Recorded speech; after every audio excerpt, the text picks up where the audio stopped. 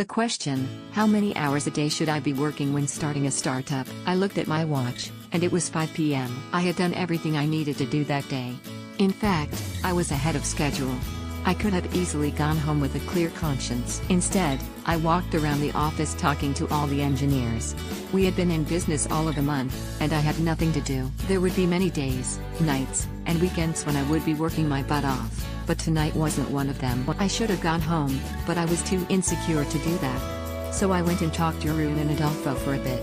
Then I went to my office and I went home around 6 p.m. A 10-hour day in the office, that should have been 9. That week I had been to a startup meeting sponsored by a Tier 1 VC.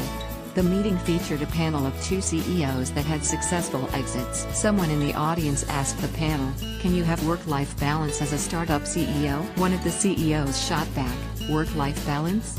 You're running a startup. There is no such thing as work-life balance." The audience laughed. I cringed. You should expect to work hard, but you can work yourself, and your team, to death. Maybe the CEO thought he was leading by example.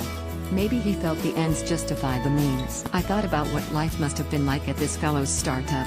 I imagined a team that was burned out and running on fumes. Right or wrong, I didn't want a miserable bunch of burned out engineers. I thought there must be a better way. Startups are a marathon, not a sprint. The fastest marathon runners in the world run at a sub 5 minute per mile pace. That's incredibly fast. So it's not exactly like you're moving at a slow pace as a marathoner. But you're not sprinting either, because you'll burn out if you try and sprint for 7 years straight.